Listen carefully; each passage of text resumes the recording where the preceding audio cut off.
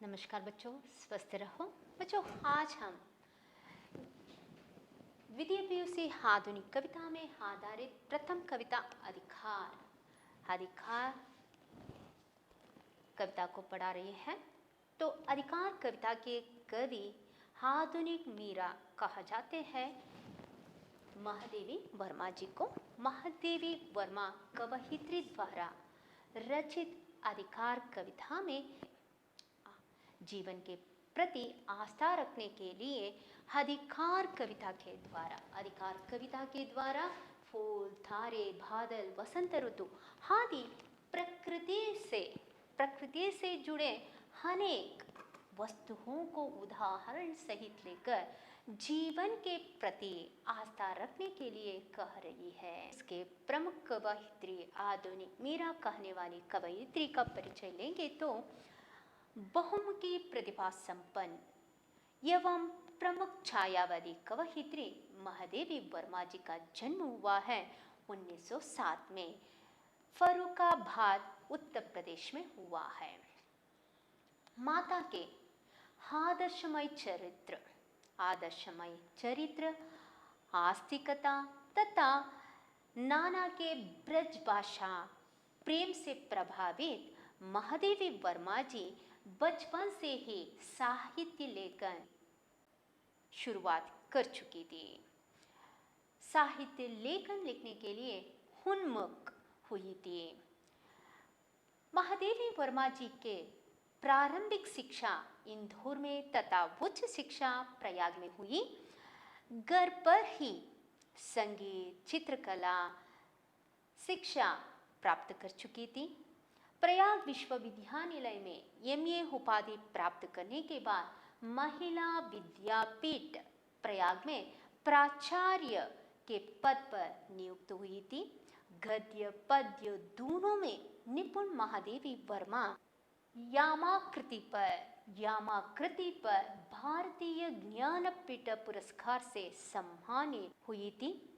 महादेवी वर्मा जी की साहित्य साधना के फलस्वरूप भारत सरकार ने महादेवी वर्मा जी के साहित्य साधना को देकर पद्म विभूषण उपाधि से अलंकृत किया गया था। महादेवी वर्मा जी के मृत्यु 11 सितंबर 1988 को हुई। 1988 को महादेवी वर्मा जी का मृत्यु हो गई। महादेवी वर्मा जी द्वारा रचित काव्य ग्रंथों में देखेंगे तो निहार, रश्मि, नीरजा, संध्या गीत, दीपशिखा आदि मिलते हैं। तो बच्चों, आज अधिकार कविता निहार काव्य ग्रंथ से ही लिए गए कविता है। गद्य रचनाओं में देखेंगे तो अतीत के चलचित्र, स्मृति की रेखाएं, पद के पोती आदि मिलते हैं। बच्चों, महादेवी वर्मा जी कहती है कि दुख के अनुभव के बिना सुख का अनुभव नहीं कर सकते। तो वेदना से हमेशा वेदना पीड़ा को सहना चाहिए, तभी तो हमें सुख का अनुभव का प्राप्ति होता है। तो वेदना के बिना सुख का मोल हम लोग नहीं जान सकते। इसलिए दुख झेलते वक्त हम हर एक व्यक्ति, हर एक मनुष्य उस दुख को न सहन कर आत्महत्या कर लेता है। तो महादेवी वर्मा जी का कहना है कि जब तक भगवान ने धरती में हमें पैदा किए हैं, जब तक वे नहीं बुलाते तब तक हमें, हर एक जीव का, तब तक हमें इस जिंदगी को चलाना होगा। तो इस जिंदगी चलाते वक्त सुख दुख को समानता से लेना होगा। अगर दुख में हम लोग अपने शक्ति को हम लोग खो बैठेंगे, तो अपने तत्व सिद्धांतों को खो बैठेंगे, अपने आशा को खो बैठेंगे, तो जीवन चलाना मुश्किल हो जाएगा। तो हमें ऐसा जिंदगी जीना चाहिए। हर एक व्यक्ति पैदा होने के बाद जरूर मरता है, लेकिन बीच में जो समय है उसे निस्वार्थता से हमें दूसरों के लिए जीना सीखना चाहिए।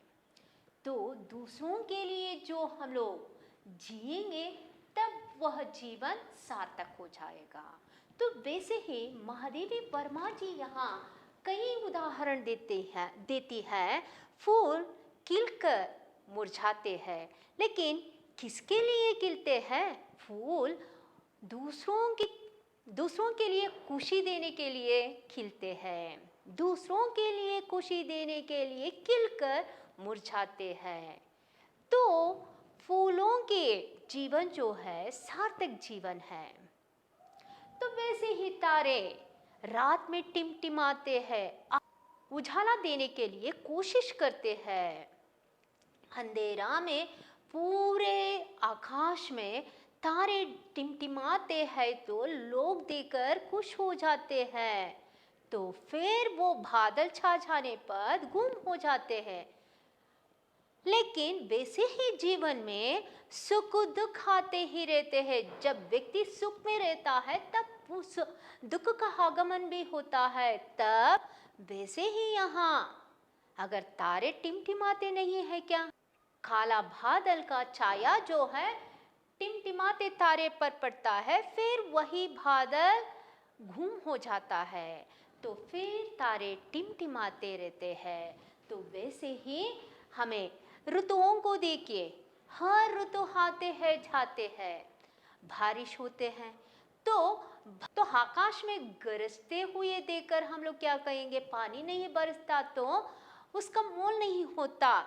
गरजने के साथ साथ पानी भी बरसना चाहिए, तभी तो उसका उपयोग होता है। तो वैसे ही यहाँ प्रकृति से जुड़े अनेक बिंबों को प्रयोग करते हुए कवयित्री जीवन के प्रति आस्था रखने के लिए, विश्वास रखने के लिए बताती जाती है। तो बच्चों देखिए, प्रस्तुत कविता अधिकार काव्य ग्रंथ निहार से ली गई है।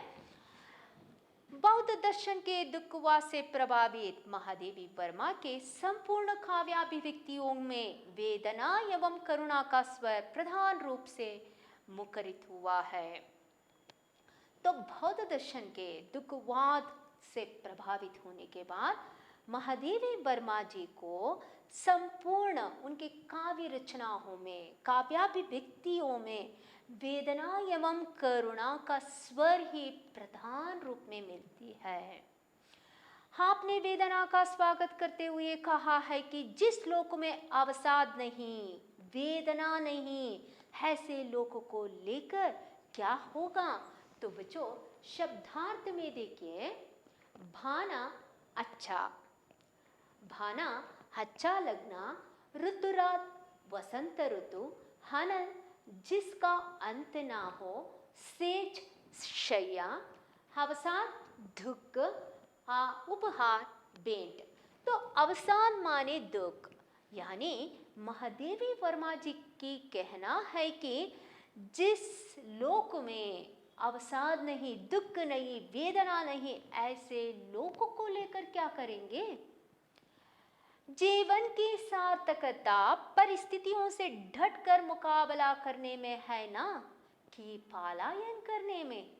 तो प्रश्न पूछती है महादेवी वर्मा जी, कहती है कि जीवन की सार्थकता किस में है? जीवन की सार्थकता परिस्थितियों को, हर परिस्थिति में डटकर उसके सामना करने में सार्थकता होती है। जैसे ही परिस्थिति संकष्ट में बिगड़ता है, उससे पलायन होकर पीछे हटने में सार्थकता नहीं होती। तो इसलिए जीवन की सार्थकता परिस्थितियों को डटकर सामना करने में होता है। तो इसलिए महादेवी वर्मा जी फूल, तारे, बादल, वसंत आदि प्रकृति से अनेक बिंबों का प्रयोग करके कवयित्री ने जीवन के प्रति आस्था रखने के लिए कह गई है। कवयित्री को वेदना का वह रूप प्रिय है जो मनुष्य के संवेदनशील हृदय को समस्त संसार में बांध देता है। तो जो व्यक्ति वेदना से जुड़ जाता है, वेदना से प्यार करता है, जो मनुष्य के संवेदनशील हृदय को समस्त संसार से बांध देता है, यानी मनुष्य का हृदय दूसरों के दुख के लिए अगर उस संवेदनशील व्यक्ति रहा तो उसके हृदय में संवेद भावना रहे तो दूसरों के दुख को समझने का, दूसरों के दुख के प्रति सहृदय दिखाने का एक संवेदनशील हृदय होना जरूरी है। तो इसलिए वह व्यक्ति का हृदय समस्त संसार से भान देता है। वे अमरों के लोक को भी टुकरा कर अपने मिटने का अधिकार को बचाए रखना चाहती है। तो हर एक व्यक्ति को मर मिटना चाहिए। तो जो व्यक्ति मर मिटना चाहता है वो अमर लोक नहीं चाहते, वेदना से भरे उस दुनिया को चाहते हैं, उस दुख से झेल कर जीवन को बिताना चाहते हैं। जो व्यक्ति अपने अधिकार को, मर मिटने का अधिकार से वे बच के रहते हैं, जीवन में यानी अमर लोक को टुकरा कर अपने मिटने का अधिकार को बचाए रखना चाहिए। तो इस तरह कवयित्री कहती है, जीवन में वेदना की अनुभूति का महत्व तथा संघर्ष पथ पर निरंतर आगे बढ़ने का संदेश देने हेतु इस कविता का चयन किया गया है। तो बच्चों, हर एक व्यक्ति के जीवन में सुख दुख समान रूप से आते हैं। कोई व्यक्ति यह नहीं कहता कि मुझे दुख का अनुभव नहीं हुआ है। हर एक व्यक्ति के जीवन में कोई ना कोई दुख आते ही रहते हैं, लेकिन दुख से डरकर वो पलायन करना अच्छी बात नहीं है। तो जीवन की सार्थकता उसी में है, परिस्थितियों को डटकर सामना करके आगे बढ़ने में होता है। तो बच्चों, आप लोगों के लिए महादेवी वर्मा जी अधिकांश कविता के द्वारा आप लोगों को यह संदेशा दे रही है। तो आप लोग जीवन में किसी भी परिस्थिति में आपको उससे डट कर सामना करते हुए अपने जीवन को आगे बढ़ाना जरूरी होगा। तो यह संदेश के द्वारा इस कविता को चयन किया गया है। तो कविता पढ़ेंगे बच्चों। वे मुस्काते फूल नहीं जिनको आता है मुरझाना, वे तारों के दीप नहीं जिनको भाता है बुझ जाना।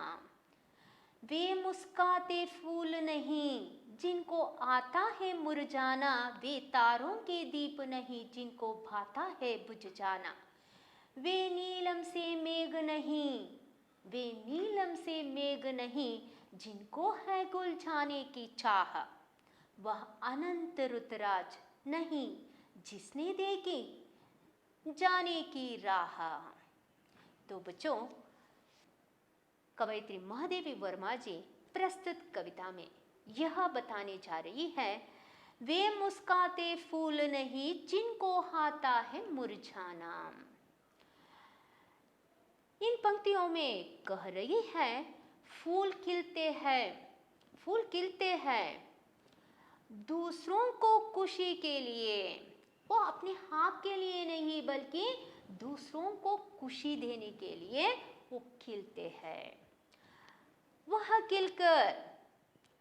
खिलकर हर तरफ खुशी फैलाने के बाद मुरझाते हैं। वह फूल ही क्या जो ऐसे ही खिलकर मुरझाते हैं, वो ऐसे ही खिलकर मुरझाते हैं। लेकिन मुरझाते वक्त उसे दुख नहीं है, क्योंकि दूसरों के लिए खुशी देकर वो मुरझा चुके हैं। तो ऐसे फूलों में जो खुशी है, तो वैसे ही मनुष्य को इस उदाहरण के साथ फूल जैसे मनुष्य भी दूसरों के प्रति अपने जीवन यापन करना जरूरी है, दूसरों के खुशी के लिए। यानी यह स्वार्थता की जिंदगी को छोड़कर निस्वार्थता का जिंदगी जीना जरूरी है। बच्चे अपने हमेशा क्या करते हैं, अपनी खुशी के लिए, अपनी खुशी के लिए खेलते रहते हैं। तो माँ बाप उनके भविष्य के लिए, उनके उज्जवल भविष्य की कामना करने वाले माता पिता हमेशा यह चाहते हैं पढ़ाई करे, लेकिन बच्चे उसे धिक्कारते हुए, टुटकारते हुए अपने खेल में मस्त रहते हैं। तो अपनी खुशी के लिए वे यह नहीं सोचते ये मेरी खुशी के वास्ते मेरे जीवन भी नष्ट होता रहा है। तो जीवन क्या होता है, एक दिन मरना ही है, लेकिन मरने के पहले तो वो जीवन किसी के लिए उपयुक्त तो हो सके। तो ऐसा जीवन चाहिए, ऐसा जीवन चाहिए जो फूल जैसे। तो फूल जिस तरह खिलता है तो दूसरों के खुशी के लिए, दूसरों के खुशी के लिए फूल खिलकर सारा मोहल्ला में, सारे वातावरण में खुशी फैलाता है।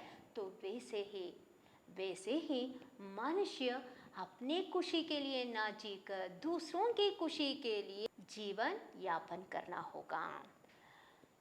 तो वैसे ही महादेवी वर्मा जी प्रकृति में रहे प्रकृति के तत्व तारों को लेकर कहती है, वे तारों के दीप नहीं जिनको भात है बुझ जाना। तो बच्चों, आकाश में देखते हैं रात में तारे टिमटिमाते रहते हैं। तो दुनिया भर के लोग उस टिमटिमाते तारे को देखकर खुश हो जाते हैं। वे टिमटिमाते तारे, उनके उजाला जो है बहुत कम है, फिर भी उसमें एक तत्व है, उम्मीद के तत्व। उम्मीद के तत्व है, लोगों में उम्मीद जगाते हैं। रोशनी कम होने पर भी रोशनी देने में मदद करते हैं। रोशनी देने का क्षमता उसमें कम है, फिर भी रोशनी देने में मदद करते हैं, नहीं तो उनका होना भी बेकार है। तो तारे रहकर भी बेकार हो सकता था, लेकिन तारे मनुष्य को उम्मीद को जगाते हैं।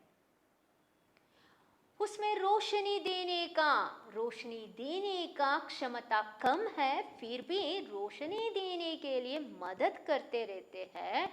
अगर वैसा नहीं करते तो तारे रहकर भी बेकार हो जाते थे। तो जो ऐसे ही देखे वैसे ही वे बुझ जाते हैं, तारे वैसे ही बुझ जाते हैं। तो यह कहते हैं जिनको भात है बुझ जाना। तो जिसमें कम रोशनी देने में भी इतना क्षमता रखकर, यानी उम्मीद रखकर मैं भी कुछ देती हूँ, मैं भी कुछ दे सकता हूँ, दुनिया के लिए मैं भी कुछ दे सकता हूँ, ऐसे सोच विचार में तारे भी रात भर टिमटिमाते रहते हैं। तो आकाश के सौंदर्य ही बढ़ाते हैं। तारे द्वारा आकाश में सौंदर्य ही बढ़ता जाता है। तो इसका अर्थ मनुष्य के जीवन में उम्मीद जगाने का अर्थ में है। मनुष्य उम्मीद को कभी भी नहीं खोना चाहिए। दुख में भी यह आशा रखना चाहिए आगे एक दिन सुख का दिन भी आएगा। तो वो उम्मीद के साथ उसे जीवन यापन करना होगा।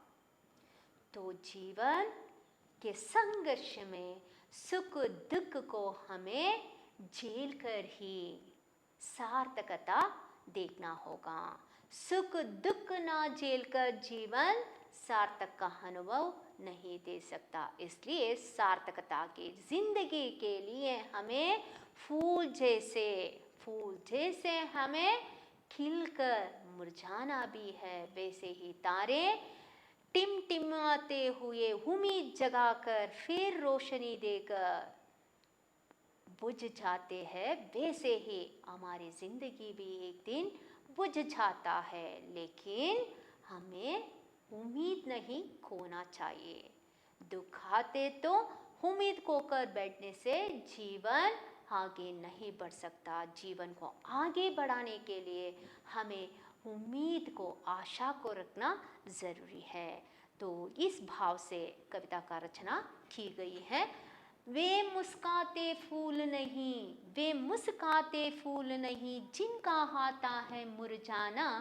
वे तारों के दीप नहीं, जिनको बात है बुझ जाना। तो आगे देखेंगे। वे नीलम से मेघ नहीं, वे नीलम से मेघ नहीं, जिनको है गुल जाने की चाह। वह अनंत ऋतुराज नहीं, जिसने देखी जाने की राह। वे नीलम से मेघ नहीं, तो नीलम से मेघ नहीं, नीला मेघ यानी बादल, जिनको है गुलझाने की चाह, जिनको है गुलझाने की चाह। नीले मेघ ही नहीं, जो बरस कर गिर पड़े, तो बरस कर गिर पड़ते हैं। जो वही सच्चा बारिश है, जो मेघ में घुलकर मिल जाते हैं, वही सच्चा मेघ है। बिना मेघ से घुलकर बारिश पड़े तो वो व्यर्थ है। वैसे ही ऋतुराज भी अपना जीवन चक्र को, अपने चक्र को बदलता रहे। अगर ऋतुराज भी बदलता नहीं रहा तो ऋतुराज का मोल भी नहीं रह जाता। तो प्रकृति के नियम के अनुसार ऋतु भी बदलते हैं। तो ऋतुएं एक के बाद आती है। तो वैसे ही एक ऋतु के इंतजार में एक व्यक्ति उम्मीद रखकर प्रतीक्षा में रहता है। तो वैसे ही मनुष्य को श्रृंगार ऋतु यानी वसंत ऋतु के लिए उसे प्रतीक्षा करना होगा। वैसे ही जीवन में सुख का दिन आने तक उसे इंतजार में, प्रतीक्षा में रहना होगा। उसके उम्मीद में रहेगा तो जीवन आगे बढ़ता रहेगा। वो ऋतु जिसे जाने की राह नहीं पता, वो ऋतु की क्या? वह अनंत ऋतुराज नहीं, वह अनंत ऋतुराज नहीं, जिसने देखी जाने की राह। तो एक ऋतु के बाद, एक ऋतुएं के बाद दूसरी ऋतु आती है। वैसे ही ऋतु जिसे जाने की राह नहीं पता, वह ऋतु ही क्या? यानी व्यक्ति, यानी एक ऋतु के बाद दूसरा ऋतु आने की पता ही ना होता तो आज पूरे संसार में ये ऋतु ही कैसे बदलती और जीवन यापन में कितना मुश्किल हो जाता। तो वैसे ही प्रकृति में अगर इतना सुंदरता है तो ऋतुएं बदलती रहती हैं और उसके साथ वातावरण या मौसम भी बदलता रहता है। तो एक ही जीवन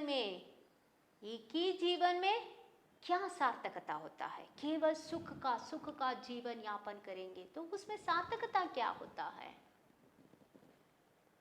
तो बच्चों यह समझना चाहिए बिना पढ़े परीक्षा का मूल कैसे हम लोग जान सकते हैं? पढ़ाई करेंगे तो तभी तो हमारे श्रम कितना अनमोल है, तभी तो पता चलेगा ना। वैसा ही मनुष्य बिना परिश्रम उठाए फल में क्या सार्थकता होता है? तो हमें परिश्रम के बिना जीवन यापन नहीं करना चाहिए, दुख झेलने के बिना जीवन यापन नहीं करना चाहिए। तो दुख और वेदना और पीड़ा का अनुभव हमें होना चाहिए। वह अनुभूति हृदय में रहे तो दूसरों के दुख के प्रति हम लोग संवेदनशील व्यक्ति बनकर कुछ मदद कर सकते हैं, उसके मदद में हम लोग आगे बढ़ सकते हैं। तो दूसरों के प्रति हमें उसके दुख को समझने का एक ऐसा दिल होना चाहिए, संवेदनशील हृदय होना जरूरी है। तभी तो हम लोग दूसरों के प्रति हम लोग कुछ मदद करने का भाव रख सकते हैं। तो इसलिए महादेवी वर्मा जी आज के संदर्भ में प्रकृति में रहे फूल, तारे, रुत, बादल और वसंत ऋतु आदि से प्रकृति से अनेक बिंबों को प्रयोग करके जीवन की सार्थकता के बारे में आप लोगों को जानकारी दिए हैं। बच्चों, आप लोग इस कविता को पढ़ने के बाद तो हमारे जीवन को सार्थकता की ओर बढ़ने के लिए कैसे हमें परिश्रम करना चाहिए। परिश्रम के बिना जो सफलता प्राप्त होता है वो व्यर्थ जीवन होता है। तो सार्थकता उसी में होगा। परिश्रम का फल हमेशा मीठा होता है, परिश्रम करना चाहिए। तो जिस तरह रुतिए एक के बाद एक आने के बाद उससे मौसम का माहौल कितना सुंदरता के साथ बढ़ता है, वैसे ही हमारे जीवन में हंत में एक एक पीढ़ी चढ़कर अपने जीवन को सुंदर बनाना भी जरूरी है।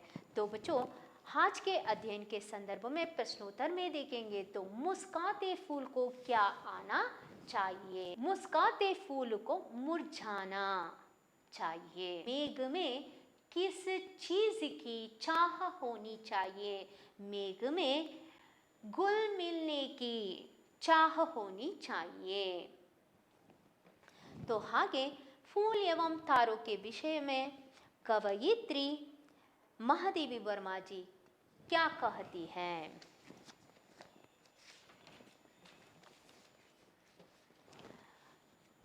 कवयित्री महादेवी वर्मा जी फूल और तारों को लेकर कहती है, फूल खिलते हैं तो दूसरों के लिए खुशी देने के लिए।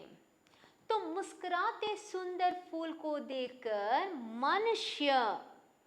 मनुष्य खुशी लेता है, वैसे ही वो सुंदर फूल दूसरों को खुशी देने के बाद मुरझाते हैं। तो वे नहीं चाहते वे सुंदर फूल ही रहे। जो सुंदर फूल दूसरों के लिए आनंद देकर, खुशी देकर मुरझाते हैं, वैसे ही आकाश में तारे टिमटिमाकर, उम्मीदों को जगाकर, रोशनी देकर बुझ जाते हैं। तो वैसे ही जीवन की सार्थकता है। जीवन की सार्थकता दूसरों के खुशी देने में होती है। निस्वार्थता का जिंदगी और दुख झेलकर सुख का अनुभूति करने का जीवन की सार्थकता उसमें है। तो आगे बादल एवं वसंत ऋतु से हमें क्या प्रेरणा मिलती है? तो महादेवी वर्मा जी बादल एवं ऋतुओं की प्रकृति के बिंबों को लेकर मनुष्य के जीवन के लिए प्रेरणा है। तो कहा है कि बादल ही क्या, बादल है तो बादल गरज कर पानी भी बरसना चाहिए। तो घने बादल का धर्म वही होता है कि पानी बरसना है और पानी बरसकर इस धरती माँ को तृप्त करना चाहिए। वह ऋतु ही क्या जो बदलना ही नहीं चाहता, क्योंकि ऋतुओं का धर्म है वह बदलते ही रहते हैं। तो ऋतुओं के धर्म यह है कि बदलना है। तो ऋतु हैं एक के बाद एक बदलते हैं, और ताकि प्रकृति में एक समानता लाने के लिए, एक समतुल्यता को निभाने के लिए ऐसे वातावरण का, ऐसे मौसम का निर्माण करने के लिए जिससे प्रकृति में समतोलन, तो वैसे ही जीवन के चक्र में, जीवन के चक्र में सुख दुख आते ही रहते हैं। तो बिना एक सुख को लेकर जीवन को हम लोग चला नहीं सकते, ना ही दुख को सहन कर जीवन को चला नहीं सकते। तो इसलिए जीवन यापन के लिए यह जरूरी है कि सुख दुख हमेशा एक के बाद एक आना जरूरी है, एक के बाद एक आने से ही जीवन की सार्थकता है। तो इस तरह ऋतुओं से जीवन के प्रति यानी मनुष्य के लिए ऐसी प्रेरणा दे चुकी है, जीवन के प्रति उसे आशा रखना चाहिए कि उम्मीद को कर नहीं बैठना चाहिए, ताकि एक के बाद यानी सुख के बाद दुख भी आते हैं और दुख के बाद सुख भी आते हैं। उसे हमें ध्यान रखकर संयम से हमें प्रतीक्षा करना जरूरी है। तो बच्चों, आज के संदर्भ में महादेवी वर्मा द्वारा रचित अधिकार कविता में फूल, तारे, बादल, वसंत ऋतु आदि प्रकृति से अनेक बिंबों को प्रयोग करके कवयित्री जीवन के प्रति आस्था कैसे व्यक्त कर चुकी है, उसके बारे में आज हम लोग जानकारी ले चुके हैं। बच्चों, आगे के अध्ययन में जीवन की सार्थकता किसमें है, तो हमें हमारे लोगों को टुकरा कर वेदना भरे जीवन को कैसे बिताना चाहिए, उसके बारे में महादेवी वर्मा जी क्या जानकारी देती हैं, उसके बारे में आगे अध्ययन करेंगे। तब तक बच्चों स्वस्थ रहो। धन्यवाद।